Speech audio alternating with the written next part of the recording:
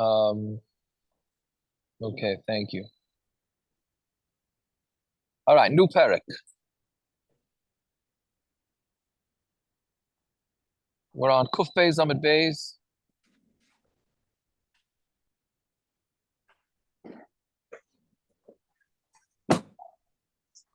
Or the Mishnah.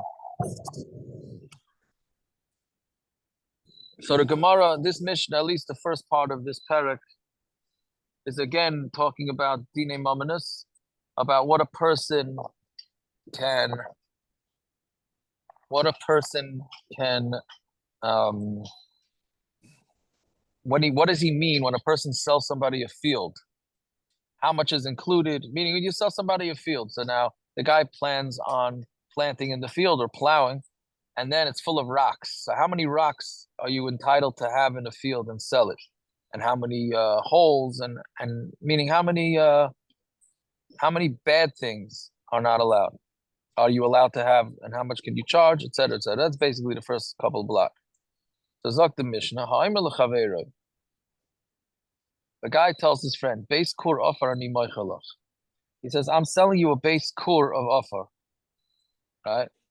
Now a base kur is a measurement. Right? It's how does it come out? What's the number? 75,000. Right? 75,000 square amas.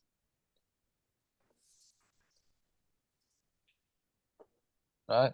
How did you get to this? Because everything starts with the size of the Mishkan. Right? So the Mishkan was 50 by 100 amas. Right? And that's what Chazal said. That's enough. That amount of field is enough to be considered a substantial of be able to do things. Right? So then if you have so that fits two saw. Right? And then so from two saw, how does it go again? And a core is 30 saw.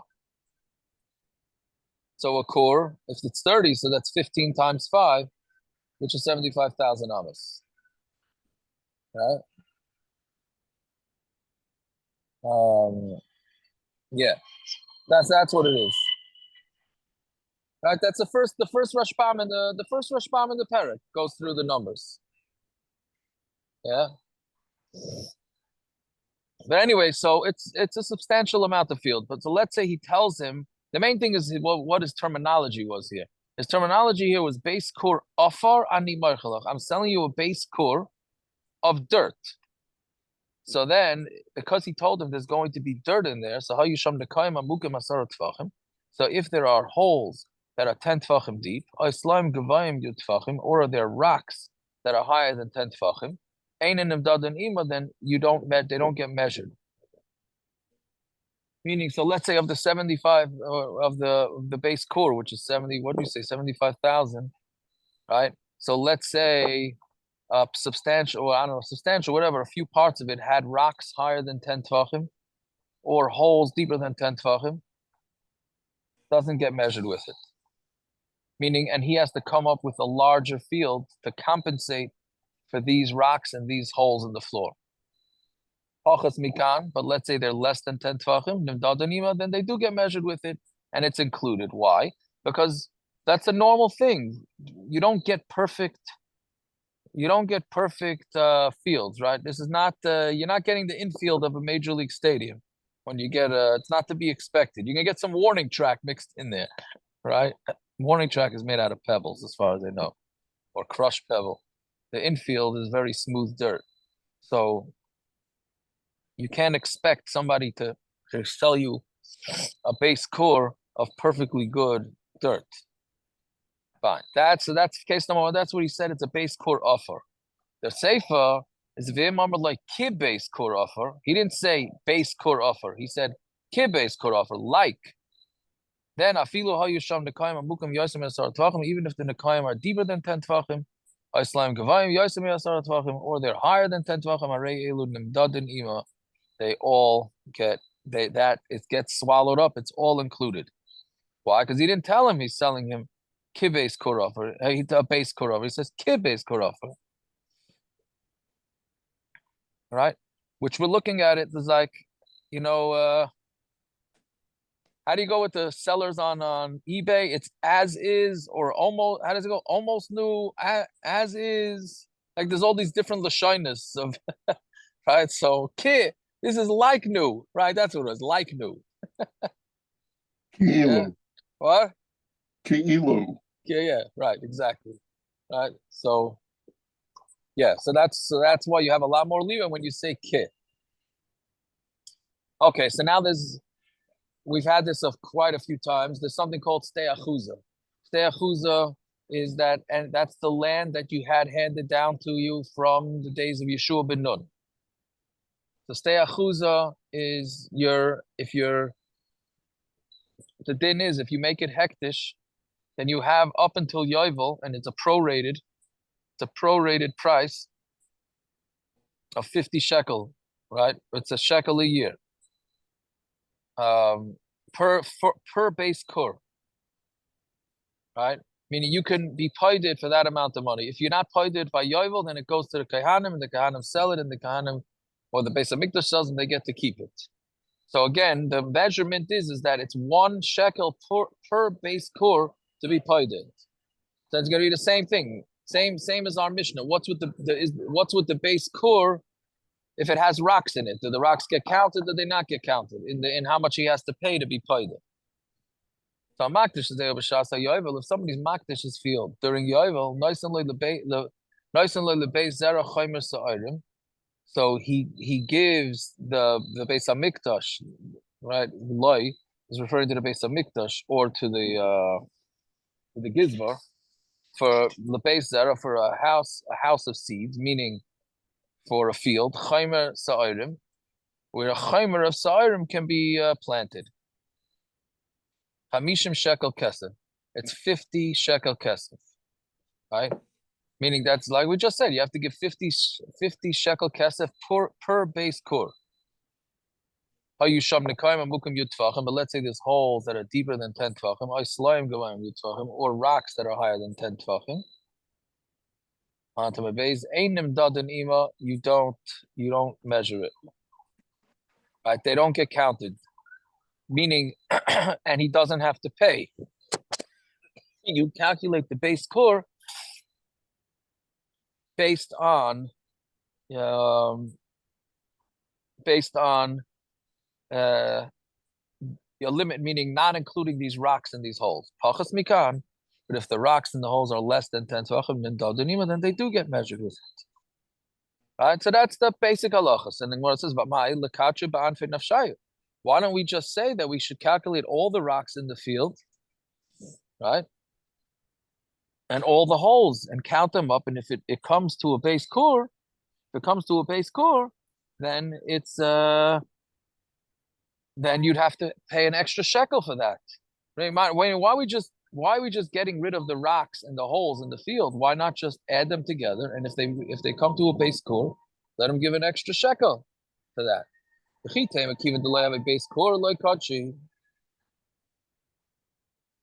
if you're going to say, well, if it doesn't have a base kur, then you can't make it hektish, right? Meaning we're saying that it's going to be a partial base kur, right?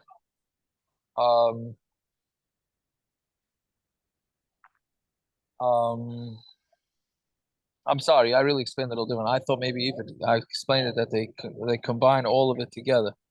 No, meaning even let's say he has a half a base kur, so pay 1 shekel and be paid to that. Right? Meaning it doesn't have to add up to all to base kurs. Why don't we just use it as a base kur, huh? Meaning, let's say even if it's a half a base kur, so let him at least be paid it with a shekel. Since it doesn't have a base kur, it's not hektish. Why does the pasuk say sada? Because it says that seeds of a chaymer, which is a measurement of barley, that could be planted there and you pay 50 shekel. That's only if you makdish it where you have a full chaimer. How do you know lesach is a smaller measurement?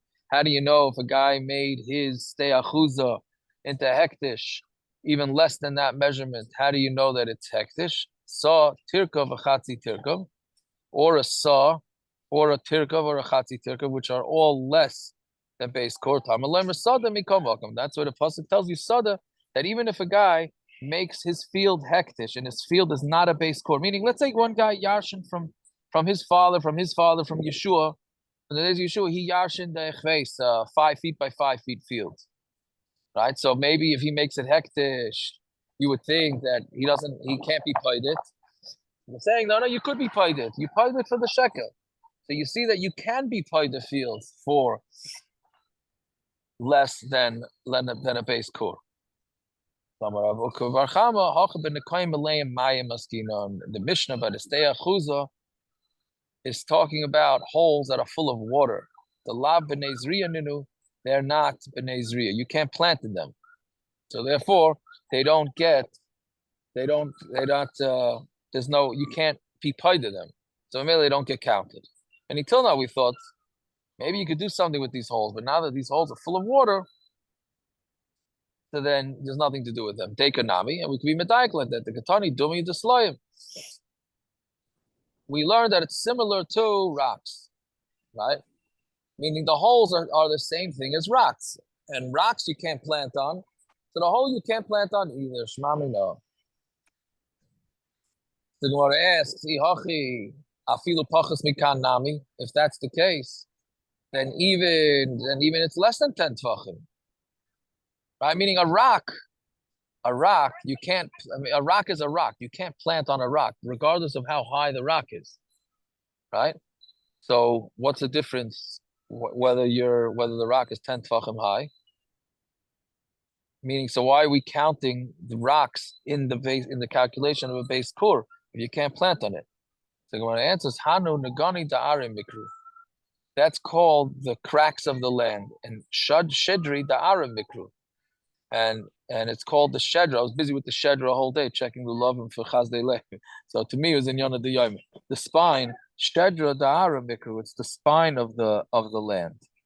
Meaning that's considered part and parcel, part of a normal land. So therefore we calculate it. Yes, granted you can't grow anything in there, but that'll make a difference. But you mean you can't grow in the holes that are less than 10 tvachim because there's water in it.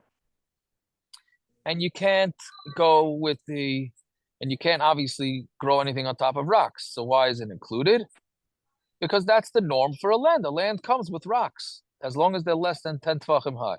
And a land comes with holes, with puddles, holes that fill up with water, and that's normal. So Gemara asks, okay, that's all by Stei Achuza. But Hachamai, what about in our Mishnah?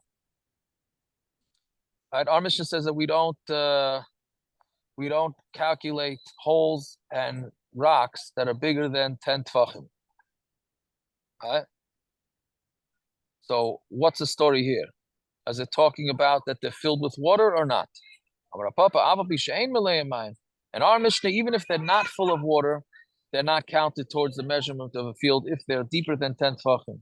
Why? My timer ain't adam right to sheyitin ma'asav v'makam echad b'yiru like yishnayim v'shleishim makamas. When a guy wants to buy a field, if you're going to have rocks that are higher than 10 tvachim or holes with water, without water, deeper than 10 tvachim, then the person he's buying one big field, and the field is going to be in pieces. It's going to look like he's separate fields. Nobody wants to buy separate fields. He wants to buy one big field. So in our Mishnah, even if there's no water, it's not a problem. It is a problem, meaning it doesn't get calculated in the measurements of the field. But the Mishnah says that the holes in the ground are similar to the rocks. Just like the rocks, you can't plant on them. So Haninami, so these holes also you also can't plant in them. Why can't you plant in them? Because they're full of water. Meaning, if a hole, it's very nice that it's a hole and it's not pleasant to deal with it because you have to plow it, you have to fill it in, etc., etc. But the point is, you can plant inside a hole. It is possible to plant in there. So what's the Gemara mean? So Kigatani Dumi the Slayim. So when do we say it? We said when it's similar to Slayim. Apachas Mikan. When did we say that's similar to Slayim? That's going when the rocks and the holes are less than 10 tefachim. When they're less than 10 tefachim, then it's not a problem.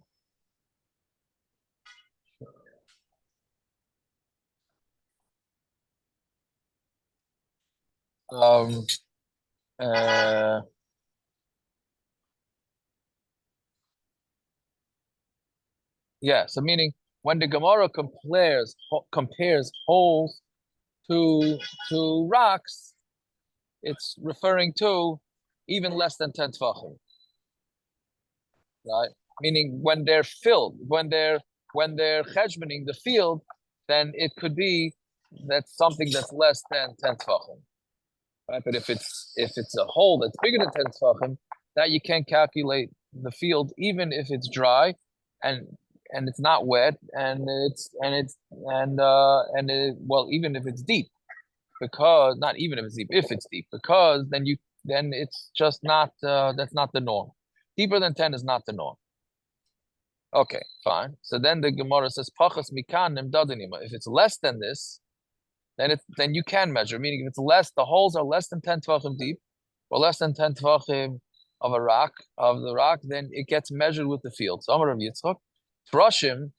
Now, I don't know why the Gemara has to find a different word for rocks, right? But I'm assuming that Trushim are rocks that are a stela is a rock that's higher than 10 tefachim, and a teresh is a rock that's lower than 10 tefachim. Even though the Mishnah says it's a sela that's less than 10 tefachim, so mashma could also be called a sela. Whatever it is, Trushim is a rock. Trushim sha'amru base arba kavim. It's 4 kav. Right? Meaning how the Gemara till now is talking about rocks that are 10 tefachim high. Fine. And how wide do they have to be? Right? What's the size of the rocks? The width and length. So Rabbi Yitzchak says it's the size of 4 kavs. Right? We said that there's how many kav did we say is in a base saw? Base core? A core is made out of 30 saw, and a saw is 6 kav.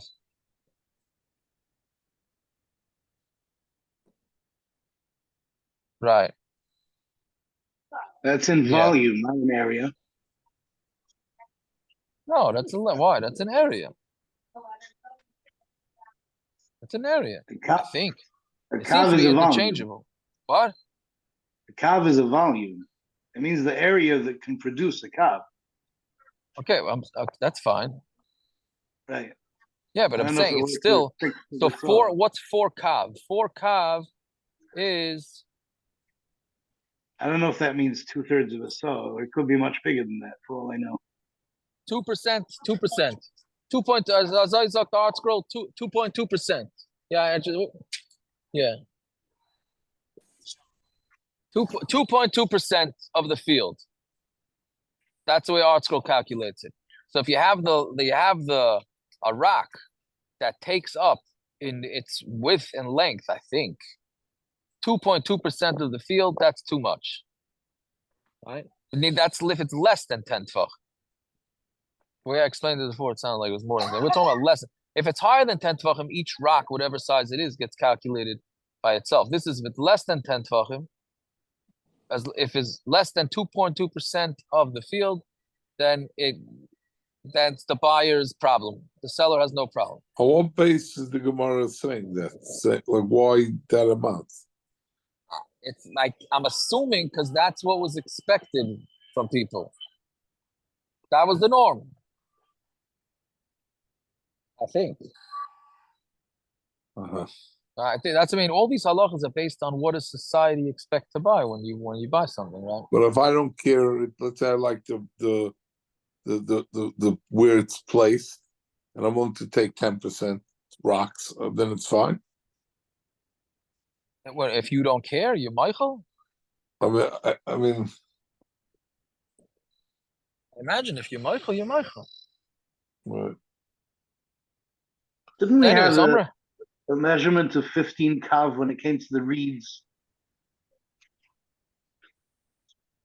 15 kav when it came to reeds. Yeah, we have, you buy a field and it has reeds. What's considered a makom chashuv with reeds growing in one corner? There we had a measurement of 15 kav, I think.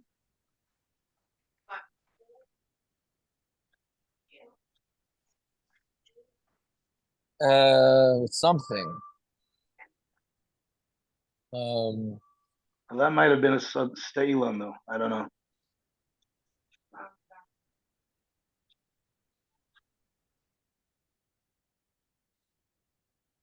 I don't remember. Anyway, so Amar of Ukva Bar Chama, V'hu Shemuvlan B'Chameshes Kavan. That's talking about where it's absorbed in 5 kavan, right? Meaning, how do you look at it? If you have 2.2% of rocks less than 10 tefachim spread out in a, what do you call, 75,000 square amma field, what's wrong with that? So what the Gemara Ramarukva Barchama is saying is, I'm not sure if he's disagreeing with Rabbi Yitzchak or he's adding on to Rabbi Yitzchak. Meaning, I don't know if Rabbi Yitzchak agrees to what Rabbi Barchama is saying. But it's talking about where it's spread out over 5 kav of area. But if it's spread out less than 5 kavs, then it doesn't get included. Meaning, because it's too condensed. There you go. It's too condensed in one place. He says he's even more machmer on the seller, and he says it's as long as it's muvla. Muvla literally means absorbed, but it means even if it's spread out in a majority of the field, then it's a problem, right?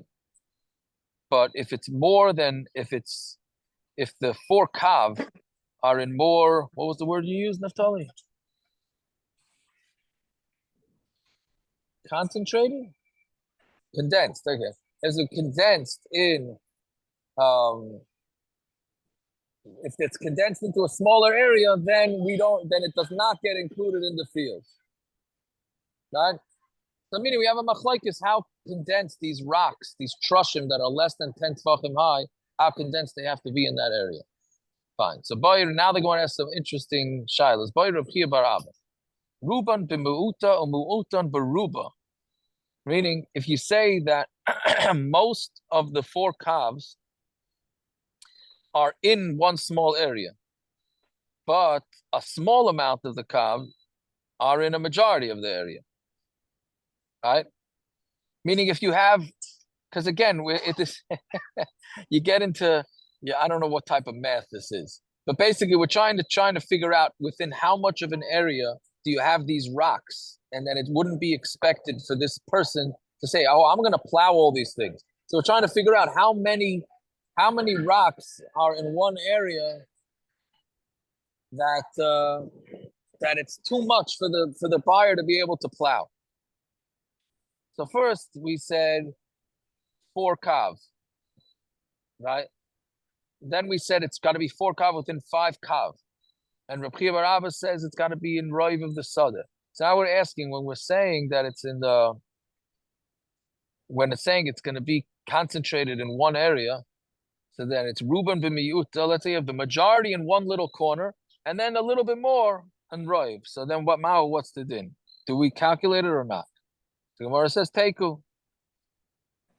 Right? We don't know. In which case, as we know, with Choshen Mishpat, with anything, it's a Matzah Mechaver Alavaraya. Yeah, so that's question number 1. Then Boy Rabbi Yirmiyah. Then Rabbi Yirmiyah asked the Kasha on Tamar Beis now. Kisher Mahu. Right? More, yeah. So Kisher, it's basically a circle. Right? So the problem is that, let's say these rocks are obviously going to prevent the guy from being able to plow. Right? That's pretty pashut. So if they're put in one area, okay, so maybe he has to buy the field and and he'll plow on the other areas and the rest of the areas that have rocks, it's his tough luck. Or do we say, but what happens if it goes in a circle? So even though it's a small amount of the field, but he can't plow because all these rocks are in a circle. So what's he supposed to do with this field? Right? So that's the first case. That's the first shaila. Kisher Mao. The next shaila is Kishura. Let's say it's in a row, meaning it's in a row crossing the whole field. Right? So then again, he can't plow back and forth. So then maybe that should be more of a mekach tois. It's tadinin mahu. Let's say it's tadinin. Right? The Rashbam says, it's karne ashar, like the horns of a shar, which I don't understand. If the first one is a shaila, so I don't know why this one should be any more of a shaila, right? Meaning it's also road, it goes across the field. Derech akalasain mahu. Let's say it's akalasain. So if you look to the left there, it looks like a sideways W or an M, whichever, right? Meaning the guy, it's all over. These rocks are spread all over the field. So even though they're not 10 tefachim high, but it's impossible for the guy to plow. So Mao, what's the din? Tekel, so it's a tekel.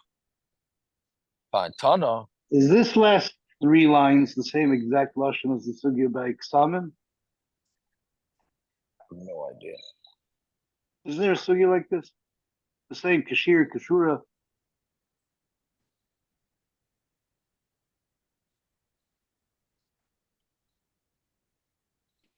Let's assume it is. Now what? It's a good point, Peretz. But I don't remember the spreading of the hairs. That's what he's talking about. No, the shape of the kasem. Well, I don't understand why it should be a teku. What do you mean? You have less than 4 kav of these rocks, but they happen to be in this weird shape across most of a base core.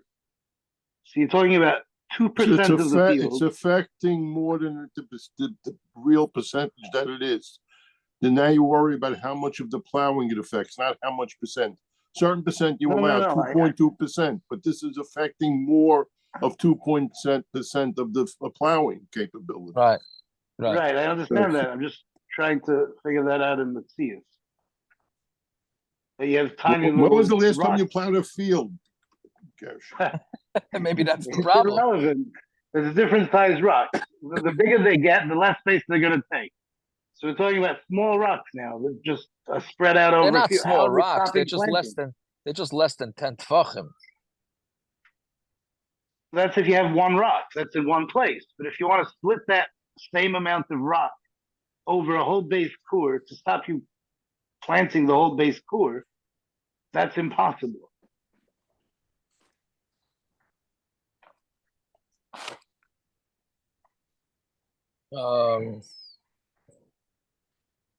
Yeah. We should what's it called? We should connect the dot here to make it keilu the rock was filled in all the way. Yeah. I don't know. I'm not sure. But the point is, like Rabban is saying, that it's impossible. You might fit in to the parameters of less than 2.2%, but the bottom line is the guy can't plow his field. Right? He just can't plow his field. But maybe the bottom line is not so many rocks. It's your tough luck. Right? It's your tough luck. You should have had a better surveyor who told you, like, by the way, these rocks are positioned very, very bad. Right? Meaning, I guess he could get the rocks cleared. It's not right. I mean, anybody can clear anything. Just a matter of who's going to have to swallow the headache.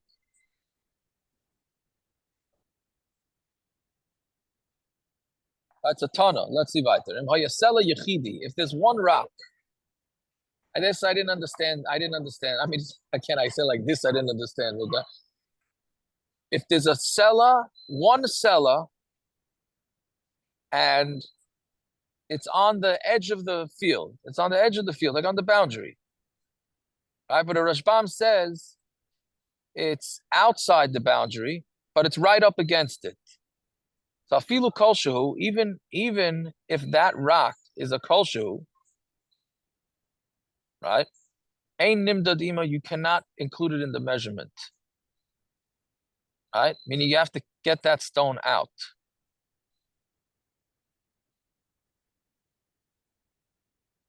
Which I don't understand, because if it's outside the border, so of course you're not measuring. Why should it be included in the measurement? Which is such a pashut kasha, means I just don't understand the Gemara. Right? It seems like if you have a rock right on the edge, doesn't make a difference what size it is, you can't include it in the measurements. Because the plow can't get there.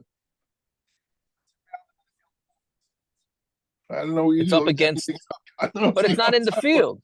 I don't know anything about plowing either, but it can't get there. I understand, but why would? Well, he originally had with his team of Sharm, you have to have X amount of amas so they can turn around. You have to. So the same way he can't get to this corner. But I'm saying, but if it's not maybe in the boundary of the field, I mean, it's in maybe. Does it mean that it's Bava bus owns the other field too? That's what I was. From your saying that, maybe that's what it is. Maybe that he owns both, and he only sold them a chelik of it. Right. Maybe that's pshat. Maybe that's pshat. I wasn't looking at it like that. Yeah, maybe that's pshat. So then, right. So he can't get around it. It's on the edge. So therefore, even a mashu is out. Yeah, very good. And let's say he was close to the meitzar, to the boundary, right? But it's inside, afilu kolshu, then even if it's a kolshu, ein nimdad ima, it doesn't get measured with the field, right? Meaning the same thing. It doesn't, in both cases, it doesn't get measured with the field, right? Because again, you're not able to plow around it. Fine. So bayra papa, mufsuk offer bentayim. Let's say there's a little bit of dirt between the rock and the boundary. Right? Less than 3 tvachim. So Mao, what's the din? Is that next to the boundary and therefore it does not get included in the sale? Or do we say no, because it has dirt all the way around it, so then he's able to do something with that. A teiku, it's a teiku. Fine. Boy Ravashi. Ravashi had a kasha. Offer milamata v'tsunma milamala. If you have dirt on the bottom,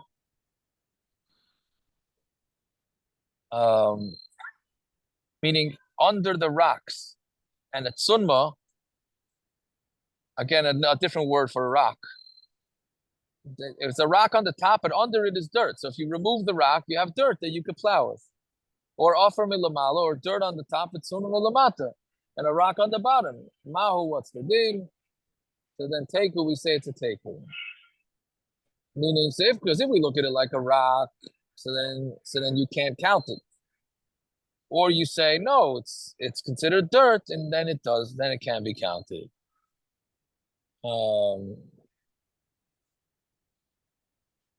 Yeah, okay. Shaila, should we do this Mishnah? We'll just wait for tomorrow. Hold on. I think it's pretty small daf tomorrow. No, tomorrow's on the base is pretty small, no? Yeah, I mean, if we don't do the rush bums. Okay, yeah, no, we'll stop here. It's a tiness. The island's a little wiped out. We'll stop over here.